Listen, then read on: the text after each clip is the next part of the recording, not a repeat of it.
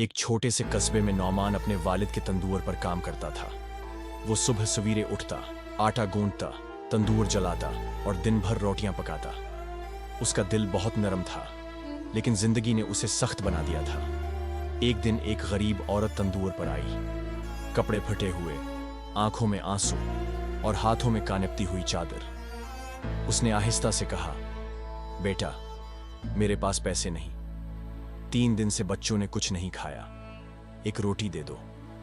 नौमान ने गुस्से से कहा, यह तंदूर खैरात का नहीं, मेहनत का है। अगर रोटी मुफ्त देने लगूं तो खुद भूखा मर जाऊंगा। औरत खामोशी से चली गई। दादा जान, जो पास ही बैठे थे, सब कुछ देख रहे थे। उन्होंने कहा, बेटा, कभी किसी की भूख को मत ठुकराओ, अल्लाह हर नवाले का हिसाब लेता है।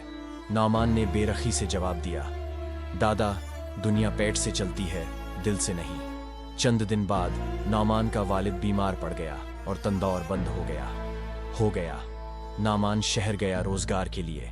कई दिन गुजर गए, कोई काम न मिला और एक दिन ऐसा आया कि वो खुद भूखा बैठा था।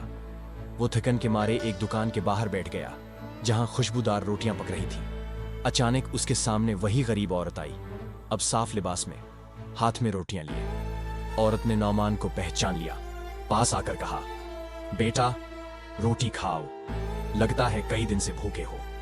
नौमान ने शर्मिंदगी से नजरें झुका ली, मैं वही हूं जिसने तुम्हें रोटी देने से इनकार किया था। औरत मुस्कुराकर बोली, बेटा, जब मैं भूखी थी तो किसी और ने मुझे एक रोटी दी थी, जिसकी बरकत से आज मेरे हालात बेहतर हैं। वो रोटी आज तुम्हारे लिए सिदका बन गई। नौमान की आंखों से आंसू निकल आए। मुझे माफ कर दो, दादा सच कहते थे, किसी की भूख मत ठुकराओ। वापस आकर नौमान ने तंदूर दोबारा खोला और एक तख्ती लगा दी, अगर आप भूखे हैं और आपके पास पैसे नहीं तो बुला झिझक एक रोटी ले जाएं, क्योंकि एक रोटी एक जिंदगी बचा सकती है। अखलाकी सबक, इंसान की भूख सिर्फ रोटी से नहीं, इंसानियत से भी मिटती है। जो एक नवाला किसी भूखे को दे, वो अल्लाह के सबसे करीब होता है।